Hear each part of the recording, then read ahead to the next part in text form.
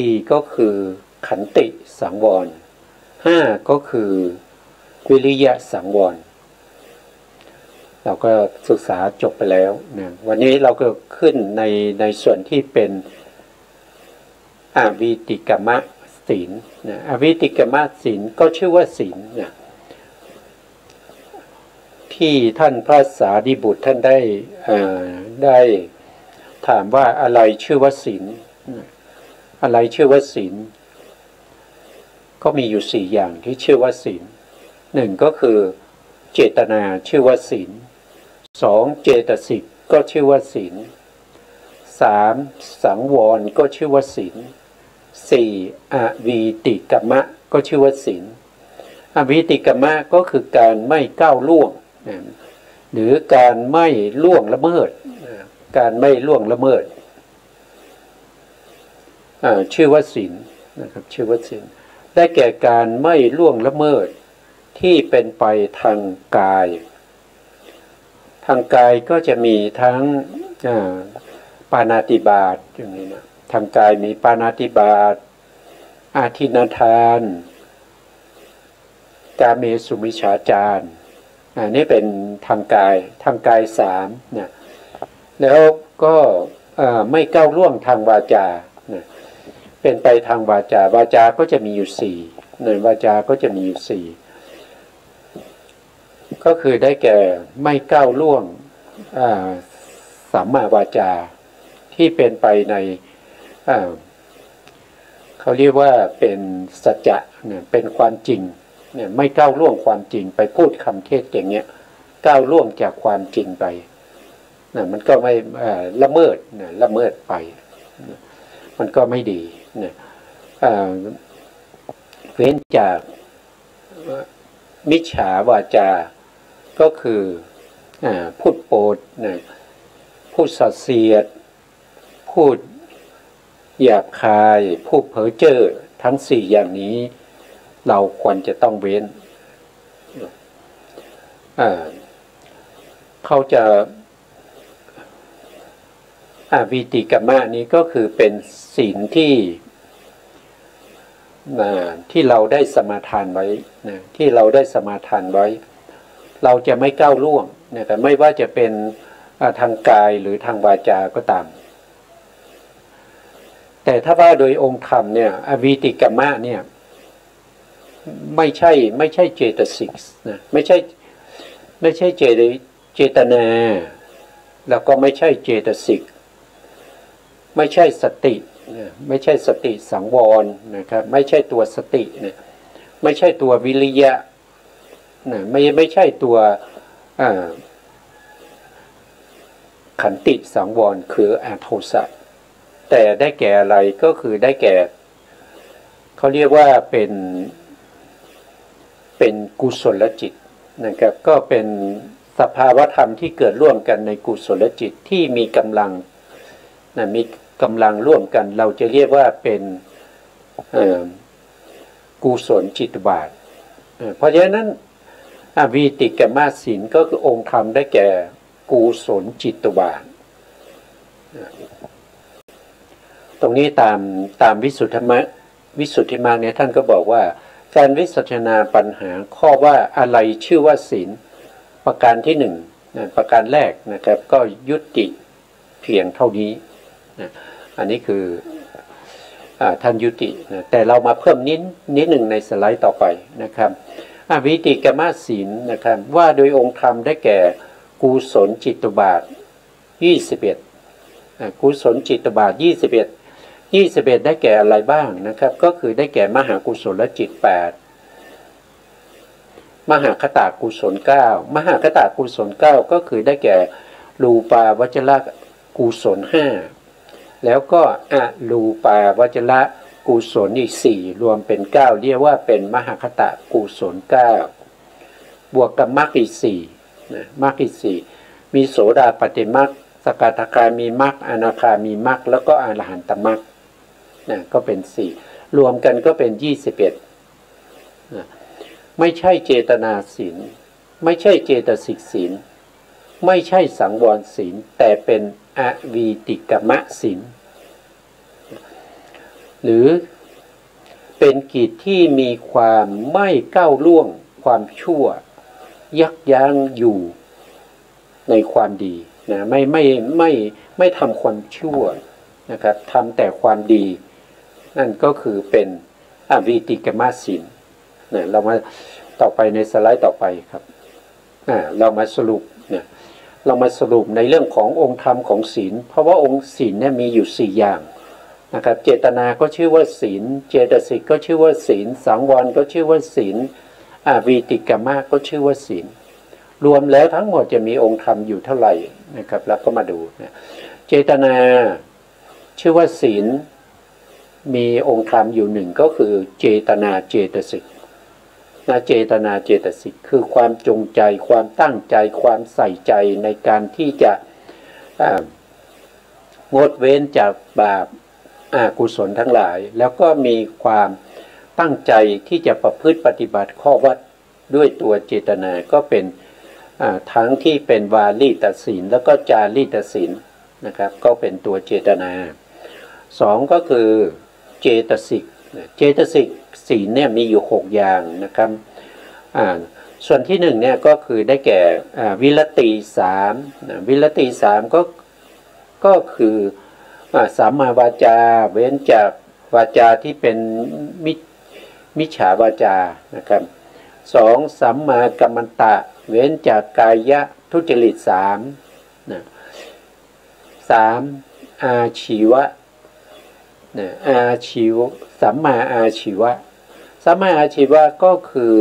เว้นจากอาชีพที่เป็นมิจฉาวาจาที่เกี่ยวข้องกับมิจฉาวาจา4นะเว้นจากอาชีพนั้นนะแล้วก็เว้นจากอาชีพที่เกี่ยวข้องกับกายทุจริต3อาชีพที่ประกอบจะต้องไม่มีการมุสาไม่มีการส่อเสียดไม่มีการหยาบคายไม่มีการเพ้อเจ้อแล้วไม่มีอาชีพประเภทที่เป็นฆ่าสัตว์นะครับฆ่าสัตว์เป็นอาชีพนะเช่นฆ่าปลาฆ่าไก่นะครับหรือว่าฆ่าสุกรนะครับหรือว่าฆ่าโคฆ่าวัวเป็นอาชีพก็ไม่ควรทำนะครับถ้าทำก็ถือว่าศีลข้อนี้ไม่ได้นะครับสัมมาอาชีวะนี่ไม่ได้นะเพราะฉะนั้นก็ต้องเว้นนะสองก็คือ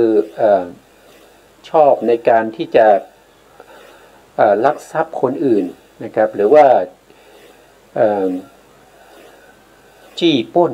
อะไรพวกนี้นะครับไม่ควรทำนะอันนั้นก็เป็นสัมมาอาชีวะที่เกี่ยวกับทางกายข้อที่สองข้อที่สามก็คือไม่ประพฤติผิดในกามที่เกี่ยวกับอาชีพก็มีอะไรบ้างก็คือเช่นค้ามนุษย์เนี่ยค้ามนุษย์นะครับค้ามนุษย์แล้วก็เป็นพ่อเล้าอะไรเนี่ยนะครับเป็นมาม่าสั่งนะครับก็แล้วแต่นะครับแล้วแต่เราจะเรียกกันนะครับหรือว่าไม่ค้าประเภทที่เป็นสุราเมลัยนะครับค้ายาพิษนะค้ายาพิษค้าของมึนเมาค้าอาวุธค้าสัตว์มีชีวิตค้าอาวุธสงครามนะพวกนี้ก็ไม่ควรทำนะถือว่าไม่ใช่สัมมาอาชีวะถ้าเป็นสัมมาอาชีวะก็ต้องเว้นจากสิ่งเหล่านี้อันนี้ก็เป็นวิรติ3นะครับมีอยู่3ก็เป็นเจตสิกศีลนะอยู่ในส่วนของวิรติต่อไปก็จะเป็นส่วนของมโนสุจริตนะมโนสุจริตก็จะมี1ก็คืออภิชาองค์ธรรมได้แก่อโลภะเจตสิกคือความไม่อยากได้ของคนอื่น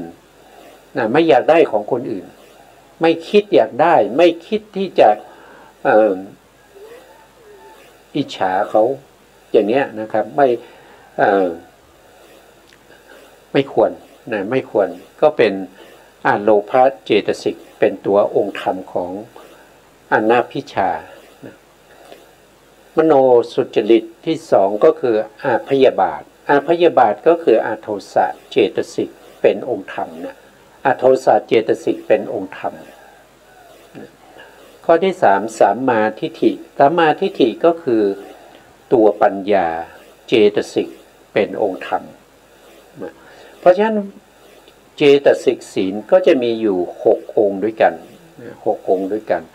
บวกกับเจตนาอีกหนึ่งก็เป็น7แล้วนะต่อไปอยู่ในส่วนของสังวรนะสังวรมีอยู่5นะครับสังวรมี5หนึ่งคือปาติโมกข์สังวรปาติโมกข์สังวรเนี่ยก็คือครั้งที่แล้วเราได้ศึกษาไปว่าปาติโมกข์สังวรเนี่ยก็คือตัวเจตนาที่เป็นไปในวาลีตศีลก็คือเว้นจากความประพฤติที่ไม่ดีงามนะครับเว้นจากการสัมมาวาจาก็คือเว้นจากการพูดเท็จอะไรพวกนี้นะเว้นจากการฆ่าสัตว์อะไรพวกนี้นะครับแล้วก็มีจารีตศีลนะจารีตศีลจารีตศีลตรงนี้ก็จะเป็นก็คือข้อประพฤติปฏิบัติเป็นข้อวัดนะครับรักษาได้ด้วยมีเจตนาเป็นศีลก็คือเจตนาเป็นศีลเจตนานี้ก็เป็นองค์ธรรมของปาติโมกข์ด้วยนะครับเป็นองค์ธรรมของปาติโมกข์นะครับแล้วก็ยังมีเจตสิกเนี่ยเป็นองค์ธรรมของปาติโมกข์ด้วยนะครับเพราะปาติโมกข์เนี่ยตัวองค์ธรรมก็คือได้แก่1คือเจตนาศีล2ก็คือเจตสิกศีลเจตสิกศีลนะครับก็มีอยู่6องค์นะครับรวมกับเจตนาก็เป็น7ก็เป็น7พอดีก็คือได้แก่เจตนาศีล1นะครับแล้วก็เจตสิกศีล1ขอโทษทีเจตสิกศีลมีอยู่6นะครับแต่เราเรียกว่าเจตสิกศีลเจตสิกศีลมีองค์ธรรม6รวมกันก็เป็น7นะครับปาติโมกข์นี่มี7นะต่อไปสตินะ2ก็คือสติสังวรสติสังวรก็คือได้แก่องค์ธรรมเขาได้แก่สติเจตสิกนะสติเจตสิกข้อที่3ญาณสังวรญาณสังวรก็คือได้แก่ตัวปัญญาเจตสิกองค์ธรรมได้แก่ปัญญาเจตสิกปัญญาเจตสิกก็ไปซ้ำกับสัมมาทิฏฐิที่อยู่ในเจตสิกศีลสัมมาทิฏฐิก็คือปัญญาเหมือนกันเพราะฉะนั้นถ้ามันซ้ำกันอย่างนี้เราก็นับเพียง1นะครับเราก็นับปัญญาแค่1นะไม่นับ2นะต่อไปนะครับข้อที่4นะขันติสังวรขันติสังวรได้แก่อาโทสะเจตสิก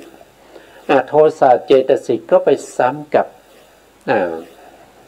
มโนสุจริตนะครับคืออาพยาบาทเนี่ยซ้ำกันเห็นไหมครับอาโทสะอาพยาบาทนะครับก็คือความไม่พยาบาทแล้วก็มีอาโทสะเจตสิกนี้เป็นองค์ธรรมขันติขันติก็มีอาโทสะเจตสิกนี้เป็นองค์ธรรมเหมือนกันก็ซ้ำกันก็ไม่นับต่อไปก็คือ5วิริยะสังวรวิริยะสังวรได้แก่วิริยะเจตสิกองค์ธรรมเขาคือวิริยะเจตสิกเมื่อรวมกันเข้าไปก็จะเป็นเท่าไหร่ก็จะเป็น9แล้วนะครับเดิมเนี่ยมีอยู่7ใช่ไหมครับเจตนาศีลมี1เจตสิกศีลมี6ก็เป็น7ปาติโมกข์ก็มี7เหมือนกันกับเจตนาแล้วก็เจตสิกนะครับก็นับ1นะครับก็เป็น7ใช่ไหมพอมาข้อที่2สตินี้ก็เป็นองค์ธรรมที่8นะครับสตินะแล้วก็มาปัญญาก็ซ้ำใช่ไหมครับมาขันติอาโทสะก็ซ้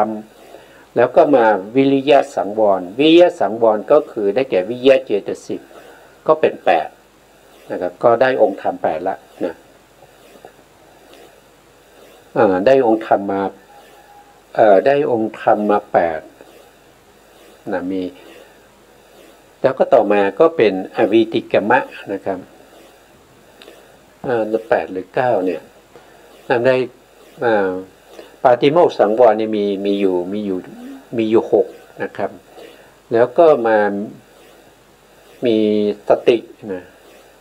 สติผมนับผิดอีกแล้วนะปาติโมกข์สังวรนี่มีอยู่7นะครับมีองค์ธรรมอยู่7นะแล้วก็สติสังวรอีก1ก็เป็น8แล้วก็มีวิริยะนะวิริยะสังวรอีก1ก็เป็น9นะครับรวมแล้วก็เป็น9แล้วก็มีอวีติกมะนะอวีติกมะศีลก็คือได้แก่กุศลจิตตุบาทอีก1นะครับก็เป็น10นะก็เป็น10รวมองค์ธรรมของศีลมีอยู่10นะคือเจตนาศีล1นะวิรติ3มโนสุจริต3สติอีก1ก็เป็น8นะวิริยะอีก1ก็เป็น9กุศลจิตตุบาทอีก1ก็เป็น10นะครับรวมแล้วก็มีองค์ธรรมอยู่10องค์ด้วยกันนะศีลสรุปศีลมีองค์ธรรมอยู่10นะครับต่อไปต่อมาท่านก็จะพูดถึงปัญหาที่2นะปัญหาที่2คืออะไรนะปัญหาที่2ก็คือชื่อว่าศีลเพราะอาจว่ากะไรนะชื่อว่าศีลเนี่ยมีอาจว่ากะไรมีอาจว่าอย่างไรนะครับท่านก็วิสัชนาว่านะครับที่ชื่อว่าศีลเพราะอาจว่าความปกตินะครับศัพท์ว่าปกติมีความหมายมากนะครับมีความหมายมากเป็นไปได้ทั้งที่เป็นกุศลก็มีเป็นอกุศลก็มีเป็นอภยกตะก็มีนี้เป็นอัดด้วยพยัญชนะถามที่ว่าความปกตินี้คืออย่างไรตอบว่าอัดตามสภาวะนะครับไม่ใช่ตามพยัญชนะนะครับเอาตามสภาวะตามสภาวะก็จะมี1ก็คือความทรงอยู่อย่างเรียบร้อยสมาทานังนะครับนี่เป็นบาลีท่านบอกว่าสมาทานังก็คือความทรงอยู่อย่างเรียบร้อยหมายความว่าความเป็นผู้มีกิริยาทางกายกิริยาทางกายที่ไม่เกะกะไม่ด้วยอำนาจความสุภาพเรียบร้อยนี่มีความเป็นไปของศีลที่เราว่าด้วยความปกติเนี่ยท่านบอกว่าความปกติเนี่ยถ้าเราฟังแล้วด้วยอาจว่าความปกติอันนี้เป็นอาจของศีลแต่ความปกติเนี่ยมันมีได้ทั้งที่เป็นกุศลก็มีอกุศลก็มีอภยกตะก็มีอย่างกุศลเนี่ยก็คือความไม่เกะกะไม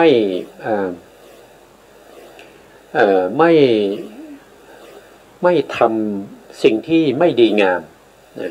ทำแต่สิ่งที่ดีงามก็คือมีความเรียบร้อยเขาเรียกว่าเป็นสมาทานังแต่ถ้าเป็นอกุศลล่ะปกติก็คือบางคนเนี่ยนะครับบางคนเนี่ยเขาก็ทำอกุศลเป็นปกติอย่างเงี้ยอย่างเช่นนายกนะครับยกตัวอย่างเช่นนายกเนี่ยเขามีปกติในการที่จะไปยิงนกตกปลาอยู่เป็นประจำอันนี้เป็นอกุศลนะอันนี้ก็เรียกว่าปกติเหมือนกันเพราะว่าเขาทำอยู่เป็นประจำปกติของเขาว่าเขาเป็นอย่างนั้นนะครับก็เป็นอกุศลอย่างนี้เราไม่เรียกว่าเป็นศีลเราไม่เรียกว่าอาจในที่นี้เราไม่เรียกนะครับเราไม่เรียกตรงนี้แล้วในขอก็เป็นคนเจ้าชู้นะครับมีพฤติกรรมที่ชอบเป็นชู้กับคนอื่นนะครับลูกเมียใครก็ไม่สนนะขอให้เป็นผู้หญิงนะครับแล้วก็ถูกใจเขาก็จะจีบ นะครับจะพูดจาหวานล้อมนะครับด้วยปกติเขาเป็นอย่างนั้นเขาเป็นคนเจ้าชู้ปกติอันนี้ก็เป็นปกติที่เป็นอกุศลนะไม่ดีไม่ดีเพราะฉะนั้นเป็นอกุศลก็ได้นะครับความว่าปกติเนี่ยนะเพราะฉะนั้นการที่เราจะพูดถึงว่าปกตินี้ที่เป็นกุศลเนี่ยจะต้องเอาเฉพาะอัตที่เป็นสภาวะนะไม่ใช่อัตที่เป็นพยัญชนะนะถ้าเป็นพยัญชนะเป็นได้ทั้งที่เป็นกุศลและก็อกุศลแล้วก็เป็นอภยกตะด้วยอภยกตะก็คือสภาวะธรรมที่พระพุทธองค์ไม่ได้บัญญัติว่าเป็นกุศลหรืออกุศลแต่เป็นอย่างอื่นมีอยู่แต่เป็นอย่างอื่นมีอยู่นะครับอย่างเช่นอะไรอย่างเช่นวิบากเนี่ยวิบากคือผลของกรรมนะเป็นผลของกรรมนะแล้วก็อย่างรูปนะรูปก็เป็นอภยกตะเหมือนกันนะอภยกตะเหมือนกันนะเพราะฉะนั้นข้อนี้คำว่าความปกติเนี่ยต้องมุ่งหมายเอาเฉพาะที่เป็นกุศลนะถึงจะเรียกว่าเป็นอัตของพยัญชนะอัตของสภาวะที่เราเรียกว่าเป็นศีลแล้วอัตของพยัญชนะมีอยู่สองอย่างนะครับหนึ่งก็คือสมาทานังสมาทานังก็คือการทรงอยู่ด้วยความเรียบร้อยไม่เกะกะนะครับไม่กระจัดกระจายไม่วุ่นวายนะเป็นไปในทางผู้มีกิริยาทางกายนะมีความสุภาพเรียบร้อยน่าจะเกี่ยวกับตรงนี้น่าจะเกี่ยวกับวาจาด้วยนะครับวาจาที่สุภาพนะครับวาจาที่ไม่หยาบคายวาจาที่ไม่เพ้อเจ้อวาจาที่ไม่สอดเสียดไม่มุสาอันนั้นก็ถือว่าเป็นการทรงอยู่ของความเรียบร้อยเหมือนกันนะครับมันก็เป็นสมาทานังสองก็คือความรองรับอะไรรองรับกุศลธรรมชั้นสูงนะครับเรียกว่าเป็นอุปาทานังนะครับหมายความว่าสภาวะที่รองรับด้วยสามารถเป็นฐานรองรับกุศลธรรมทั้งหลายมีความหมายอยู่สองอย่างนะครับนั่นก็คือสองอย่างเท่านั้นก็คือสองอย่างนี้นะครับที่เรียกว่าเป็นปกตินะครับหนึ่งก็คือทรงอยู่ด้วยความเรียบร้อยไม่เป็นไปในอกุศลทั้งหลายนะทรงไว้ซึ่งกิริยาท่าทางทั้งหลายแล้วก็วาจาด้วยนะครับไม่เกะกะนี่ก็เป็นเรื่องของอัตของคำว่าศีลนะครับศีลมีอัตว่านะครับปกติแต่ปกติในที่นี้หมายถึงว่าปกติที่เป็นไปในกุศลธรรมทั้งหลายนะที่เป็นไปในกุศลธรรมทั้งหลายก็จะมีอยู่สองอย่างนะครับสองอย่างนั้นก็คือหนึ่งก็คือทรงไว้ซึ่งความเรียบร้อยเรียกว่าสมาทานังนะไม่เกะกะไม่วุ่นวายไม่ทำให้วาจาที่ไม่ดีงามทั้งหลายนะครับท่าทางกิริยาอาการต่างๆที่ไม่ดีนะครับหรือการกระทำต่างๆเหล่านั้นนะครับไม่เป็นไปในทางที่เป็นอกุศลอันนี้คือทรงไว้ซึ่งความเรียบร้อยนะสองก็คือรองรับก็คืออุปทานังก็รองรับกุศลและธรรมชั้นสูงต่อไปอย่างเช่นรองรับในเรื่องของสมาธินะครับสมถะกรรมฐานหรือว่ารองรับวิปัสสนากรรมฐานอย่างเงี้ยนะครับเพราะฉะนั้นปกติในที่นี้ก็มีความหมายอยู่แค่สองอย่างนี้เท่านั้นนะครับไม่เอาความหมายอย่างอื่นไม่เอาความหมายอย่างอื่นก็คือไม่เอาความหมายที่เกี่ยวข้องกับเรื่องของอกุศลนะแล้วก็อภยกตะในศีลศัพท์นี้บรรดาอาจารย์ผู้เชี่ยวชาญในลักษณะของศัพท์อันนี้ก็คือหมายถึงท่านอธิบายว่ามีอาจารย์บางท่านนะ บางท่านเนี่ยท่านยังมีความมีให้คำจำกัดความไว้เป็นอย่างอื่นนะครับเป็นอย่างไรไปดูนะครับอีกอย่างหนึ่งการกระทำที่เป็นปกติเป็นประจำนั้นชื่อว่าศีลโดยอัดโดยอัดแห่งพยัญชนะอัดของพยัญชนะไม่ใช่ตัวพยัญชนะนะครับแต่ว่าโดย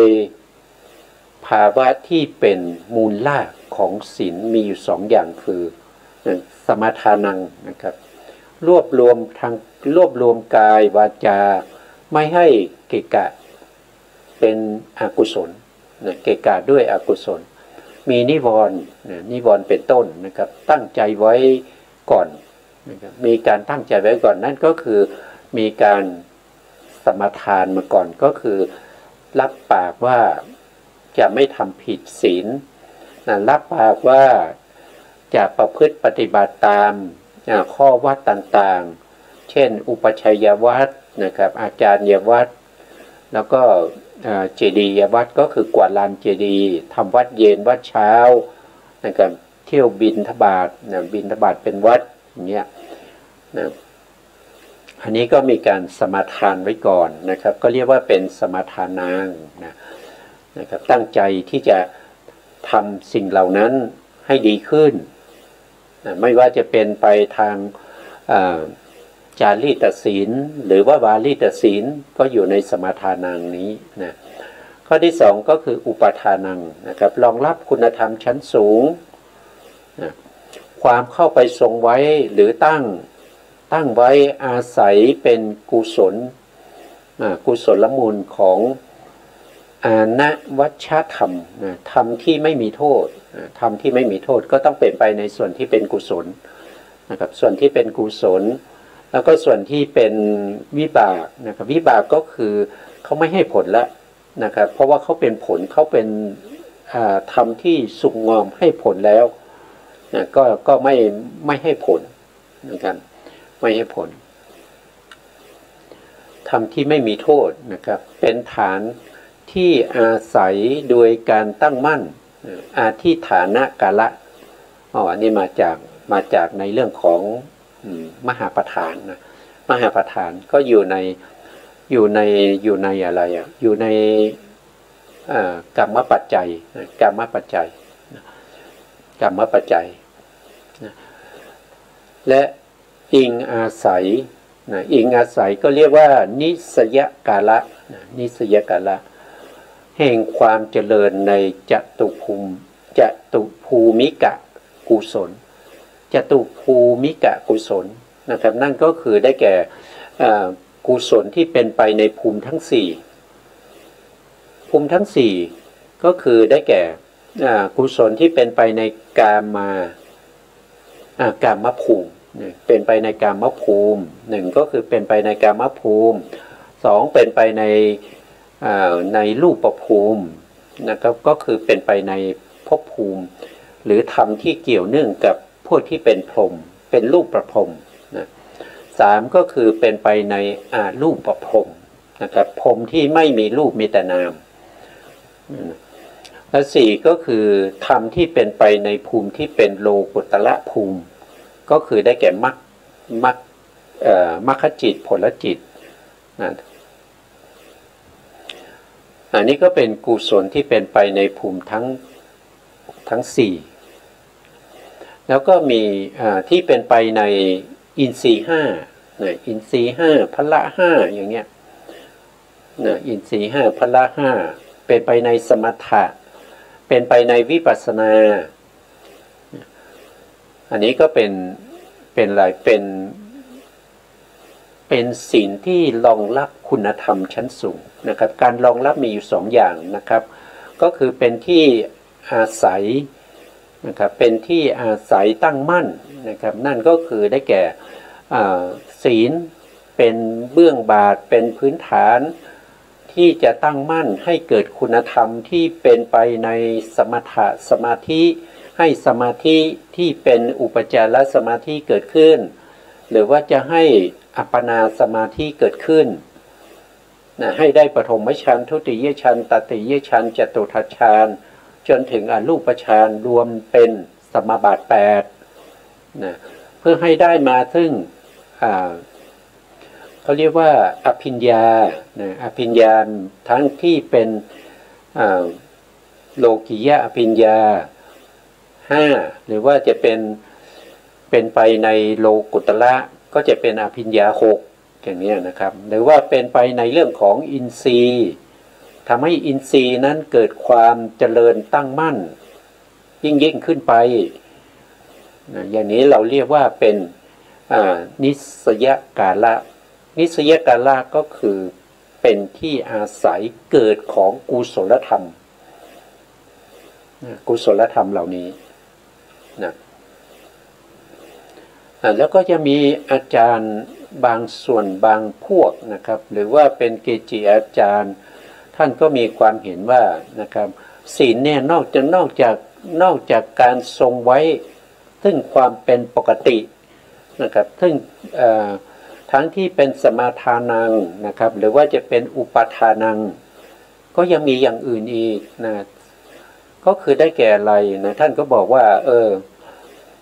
ยังมีบางท่านอาจจะเรียกว่าศีลนี้เป็นยอดนะครับศีลนี้เป็นยอดยอดก็คือหัวนะครับก็คือหัวเพราะฉะนั้นขาดศีลไม่ได้นะครับคุณธรรมที่สูงขึ้นไปจะเกิดเนี่ยมันต้องมีศีลเป็นเบื้องบาทถ้าเราขาดศีลเราขาดคุณธรรมชั้นสูงก็เกิดไม่ได้นะเพราะว่าไม่มีที่รองรับไม่มีนิสยากาละนะหรือไม่มีอาทิฐานะกาละเป็นที่ตั้งมั่นเป็นที่อาศัยของคุณธรรมต่างๆนอกจากความหมายที่เป็นยอดเป็นหัวแล้วอาจารย์บางท่านยังบอกว่าศีลเนี่ยนะครับมีความหมายว่าเย็นนะครับความหมายว่าเย็นก็คือความไม่เดือดร้อนใจนะครับไม่เดือดร้อนใจนะเมื่อเราร้อนเนี่ยเราก็ต้องการน้ำที่เย็นๆนะครับเพื่อจะได้ดื่มแล้วก็1ก็หายความกระหายนี่นะ2ก็คือเย็นนะครับเย็นใจนะครับทำให้สบายใจอย่างเงี้ยนะครับศีลก็เป็นความเย็นเหมือนกันนะครับไม่ใช่ความร้อนนะถ้าไม่มีศีลก็เดือดร้อนใช่ไหมถ้ามีศีลเราก็เย็นใจสบายใจนะก็เป็นไปอย่างนี้นะอันนี้ก็มีแต่ในที่นี้เนี่ยเราเอาจริงๆก็คือเราเอาส่วนที่เป็นความปกตินะความปกติที่มีอยู่2อย่างนั่นก็คือสมาทานังนะครับคือรวบรวมกายวาจาไม่ให้เกะกะนะครับด้วยอกุศลธรรมหรือมีนิวรณ์นะครับมีนิวรณ์เข้ามาเกี่ยวข้องนะมีกิเลสต่างๆมาทำให้จิตใจของเรานะเศร้าหมองนั่นก็แสดงว่าเราไม่มีศีลนะเราไม่เป็นปกติละจิตใจของเราที่เป็นปกติจะต้องเป็นไปด้วยความสงบนะสงบร่มเย็นนะผ่องใสอย่างเนี้ยนะแต่ถ้าเป็นอกุศลแล้วก็เดือดร้อนนะเดือดร้อนเล่าร้อนนะเพราะว่าถูกไฟที่เป็นกิเลสเผา2ก็เป็นอุปทานังรองรับคุณธรรมชั้นสูงก็มีอยู่ทั้งที่เป็นรองรับคุณธรรมเป็นที่ตั้งมั่นก็เรียกว่าอาทิฐานกาละนะเป็นที่อิงอาศัยก็คือเป็นนิสยกาละอย่างนี้เป็นต้นนะครับเราเอาเฉพาะข้อที่1นะครับความปกติว่าเป็นอัตของศีลต่อไปนะทีนี้ท่านบอกให้ไปดูในเรื่องข้อที่3ท่านให้ไปดูในวิสุทธิมรรคนะครับเราก็ไปดูในวิสุทธิมรรคนี่ก็เป็นวิสุทธิมรรคอันนี้อวิติกมศีลเนี่ยเราผ่านไปแล้วนะครับแล้วก็วิสัชนาปัญหาข้อที่2นะครับข้อที่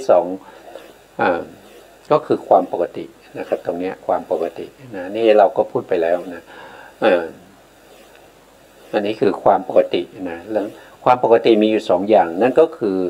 ความทรงไว้ซึ่งความเรียบร้อย1อย่างอันนี้1นะครับอันนี้เป็นข้อที่1นะครับแล้วก็2ก็คือรองรับนะรองรับซึ่งคุณธรรมชั้นสูง อันนี้ก็เป็นข้อที่สองเป็นอัตของศีลในข้อที่สองนะหมายความว่าเป็นสภาวะที่รองรับด้วยสามารถแห่งฐานรองรับกุศลธรรมทั้งหลายนั่นแหละความหมายสองอย่างนี้เท่านั้นนะครับในศีลศัพท์นี้ท่านบอกว่าอย่างนั้นนะครับที่เราก็ผ่านมาแล้วนะครับในบรรดาอาจารย์นี่อาจารย์นี่เขาก็พูดว่าศีลเนี่ยมีอัดอย่างอื่นด้วยนะมียอดนะนี่เราก็พูดแล้วเป็นหัวนะครับเหมือนเปรียบเสมือนกับหัวนะครับเปรียบเสมือนกับหัวแล้วก็นี่เย็นนะครับเย็นก็เปรียบเสมือนกับ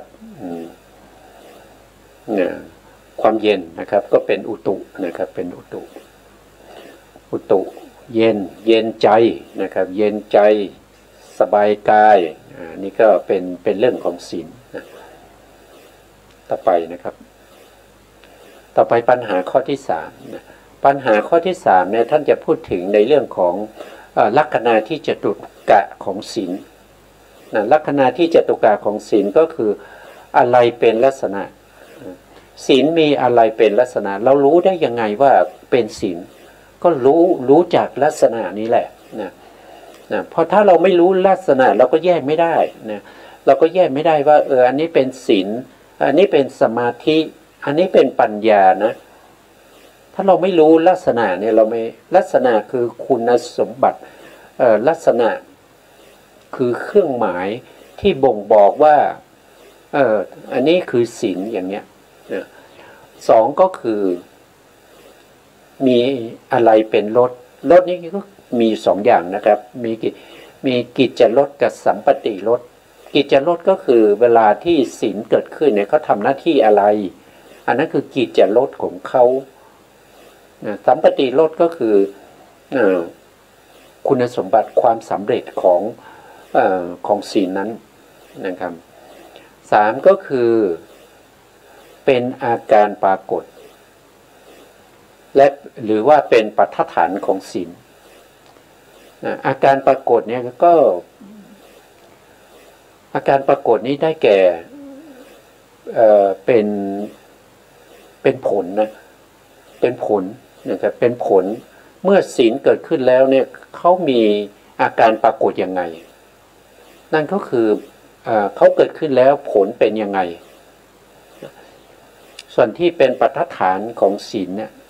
อันนี้คือเหตุใกล้นะเหตุใกล้ให้เกิดศีลมีอะไรบ้างอันนี้คือลักษณะที่จตุกะก็คือข้อศีล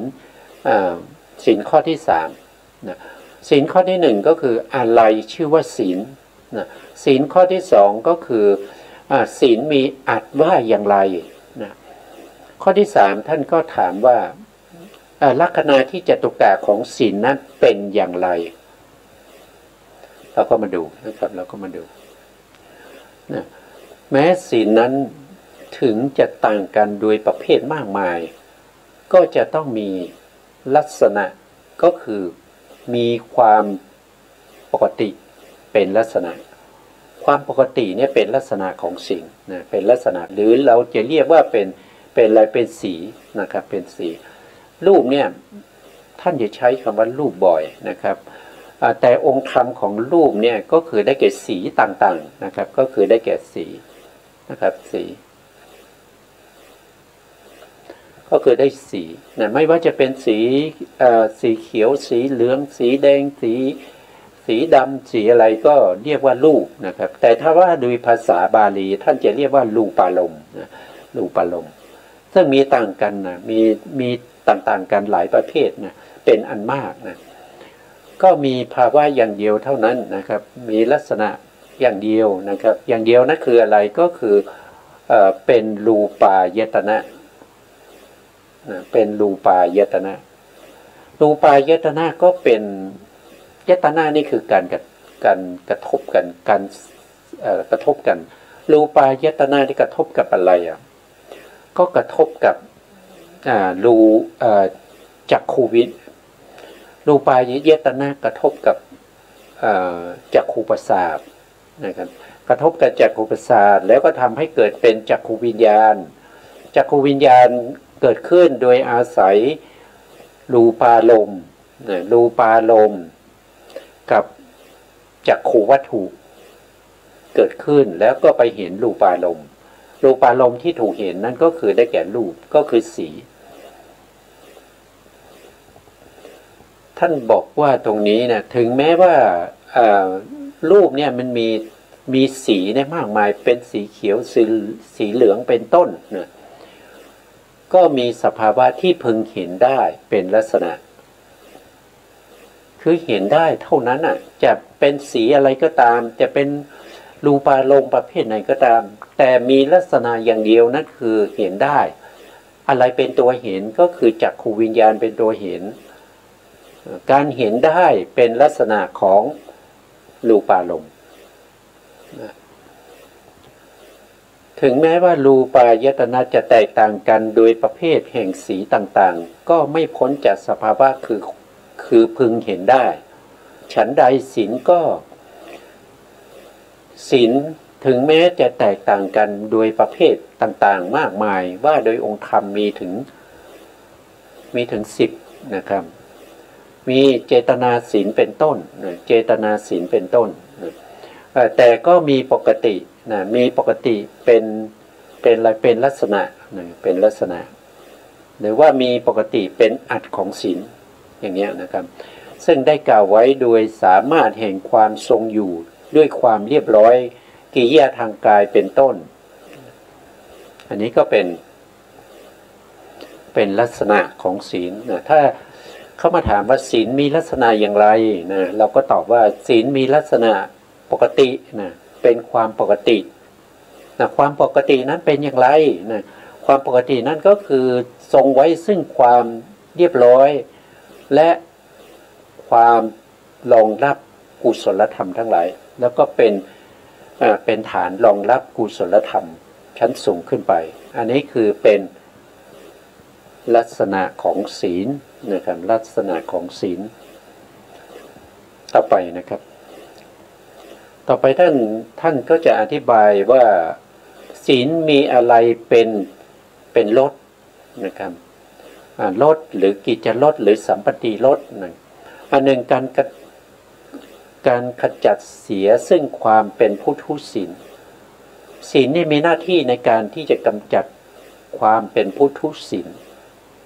นะใครไม่มีศีลนะครับคนนั้นก็แสดงว่าเป็นคนที่ทุศีลแต่ถ้ามีศีลนะความทุศีลของบุคคลนั้นก็จะหายไปเพราะศีลเป็นปฏิปักษ์ต่อความทุศีลศีลเป็นฝ่ายตรงข้ามกับความไม่มีศีลหรือคุณมีความหรือคุณคือความหาโทษไม่ได้นะครับนอกจากศีลจะกำจัดซึ่งความทุศีลแล้วศีลยังเป็นสภาวะที่หาโทษไม่ได้ด้วยไม่มีโทษนะศีลนี่ไม่มีโทษรักษาศีลไปจะอุกิจยังไงก็ตามศีลนั้นต้องเป็นสภาวะที่ไม่มีโทษถ้าใครเห็นศีลเป็นโทษนะครับอย่างเช่นบางท่านอาจจะรักษาอุโบสถศีลนะครับรักษาอุโบสถศีลก็จะไม่ได้ข้อที่6นะครับข้อที่6ก็คือวิกาลโภชนาก็คือไม่ได้ทานอาหารหลังเที่ยงเนี่ยบางคนก็บอกว่าผมรักษาไม่ได้ผมเป็นโรคกระเพาะนะครับผมรักษาศีลข้อที่6ไม่ได้นะวิกาลโภชนาเนี่ยทำให้ผมเป็นโรคกระเพาะเจ็บป่วยนะครับจริงๆแล้วก็ไม่ใช่เกิดจากศีลนะครับที่คุณเจ็บป่วยหรือเป็นโรคกระเพาะเนี่ยมันเกิดจากความเครียดนะครับที่ทำให้น้ำย่อยในกระเพาะของคุณเนี่ยหลั่งมาถ้าเรารักษาศีลแล้วจิตของเราต้องเป็นปกตินะเป็นกุศลเมื่อจิตของเราเป็นกุศลเราไม่เครียดจิตของเราเป็นกุศลแล้วก็จิตของเราก็เย็นนะ แต่ถ้าเรารักษาไม่ถูกเนี่ยรักษาศีลไม่ถูกเนี่ยมีแต่ความกังวลมีแต่ความเดือดร้อนอย่างนั้นไม่ได้เรียกว่าเป็นศีลอย่างนั้นเรียกว่าเป็นความไม่เรียบร้อยไม่เป็นปกติเพราะฉะนั้นสิ่งที่เกิดเป็นโรคกระเพาะขึ้นมามันไม่ได้มาจากศีลนะแต่มันมาจากความไม่ทรงไว้ซึ่งความเรียบร้อยในตัวเองมีแต่ความกังวลไม่มีจิตที่อยู่ในเขาเรียกว่าถ้าสมมติว่าเราไปอยู่ที่วัดรักษาอุโบสถศีลใช่ไหมเราก็จะต้องมีการฟังธรรมจิตของเราไม่ได้มีการที่จะน้อมไปในพระธรรมที่พระภิกษุสงฆ์ท่านมาแสดงธรรมจิตของเราไม่น้อมไปในพุทธคุณเราไม่น้อมไปในธรรมคุณเราไม่น้อมไปในสังฆคุณแต่จิตของเราเนี่ยกังวลแต่ว่าไม่ได้กินอาหารนะเดี๋ยวจะเป็นกระเพาะเนี่ยเดี๋ยวกระเพาะโรคกระเพาะจะถามหาอย่างจิตของเราไปวนเวียนอยู่อย่างนั้นมันทำให้จิตของเราเนี่ยไม่เป็นปกติจิตของเราเป็นอกุศลเมื่อจิตของเราเป็นอกุศลโรคภัยไข้เจ็บก็จะเข้ามาแต่ถ้าจิตของเราเป็นไปในพุทธคุณธรรมคุณสังฆคุณจิตของเราเป็นไปในเรื่องของศีลานุสติอย่างเนี้ยเนี่ยศีลานุสติจาคานุสติอย่างนี้นี่ไม่มีโอกาสที่จะเป็นโรคกระเพาะ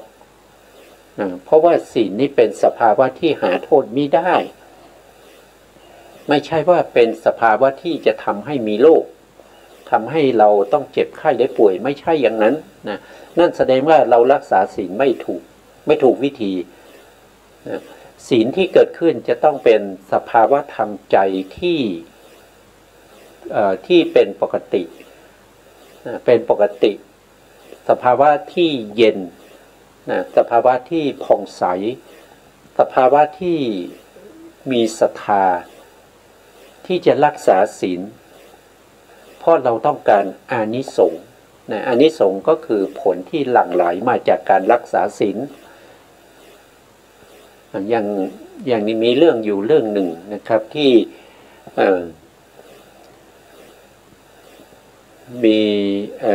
มีคนเขาเรียกว่าเป็นคนที่เป็นทุกขตะก็แล้วกันเนี่ยเป็นทุกขตะคือเป็นคนยากจนพอเป็นคนยากจนก็หางานทำก็ไม่มีใครจ้างนะครับจนมาพบกับเศรษฐีอนาถบิณฑิกาเศรษฐีนะครับก็ว่าถ้าอยากทำงานก็มาเลยนะครับมาอยู่แล้วก็มาทำงานเราจะให้เงินนะครับชายคนนั้นก็มาอยู่แล้วก็เช้ามาเนี่ยเขาก็ยังไม่ได้กินอาหารใช่ไหมครับเขาก็เอาวัวเอาสัตว์เลี้ยงเนี่ยไปเลี้ยงนะครับออกไปทั้งวันนะครับออกไปทั้งวันพอตอนเย็นกลับมาพอกลับมาตอนเย็นเนี่ยที่บ้านวันนั้นเป็นวันพระนะครับเป็นวันพระเป็นวันขึ้น15 ค่ำนะเพราะฉะนั้นทุกคนในบ้านอนาถบิณฑิกาเศรษฐีนี่เขาก็จะรักษาศีล 8กันนะครับ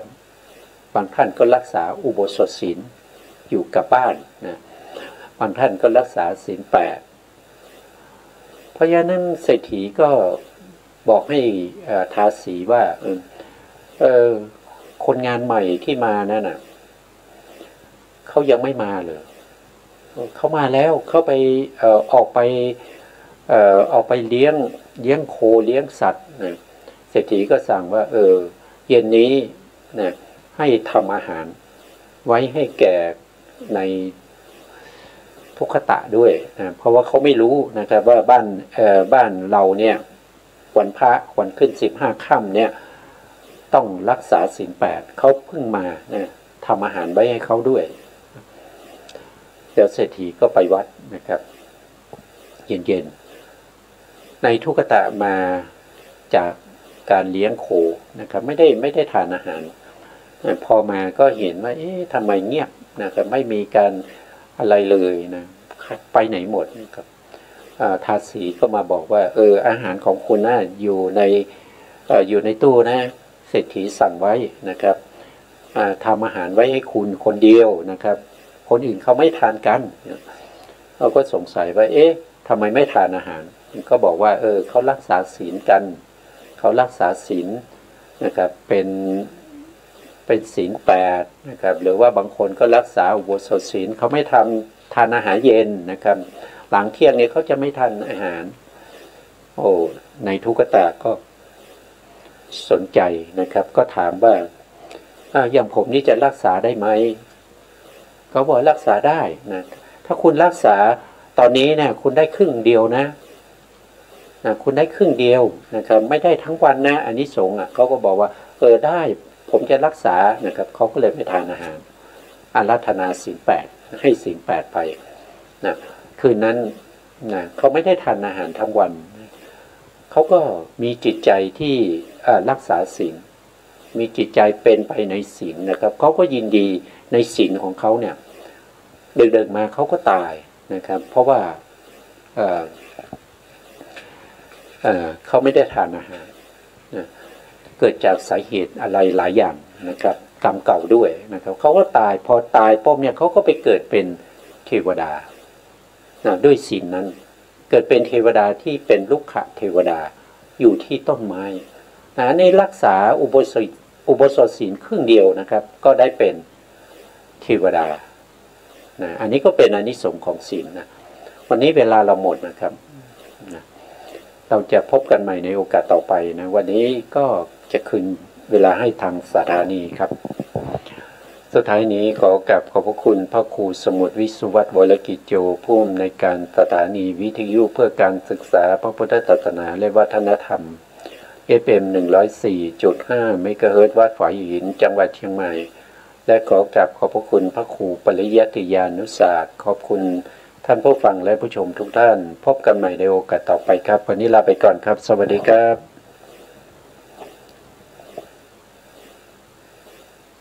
กระท